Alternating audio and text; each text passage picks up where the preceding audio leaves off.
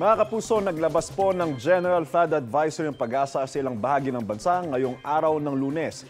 Pinaalerto sa posibleng pagbaha ang mga taga-Cagayan Valley Region, Cordillera, Central Luzon, Davao Region at Soc-Sargen. Mga kapuso, extreme northern Luzon po apektado ngayon ng hangin amihan. Ayon po yan sa Pag-asa. Habang Shilay naman sa silang bahagi ng Northern Luzon, Intertropical Convergence Zone ang umiral po sa Southern Mindanao ngayong araw. Mga kapuso, ingat po sa ulan at baha. Paalala po, stay safe and stay updated. Ako po si Angel Pertera.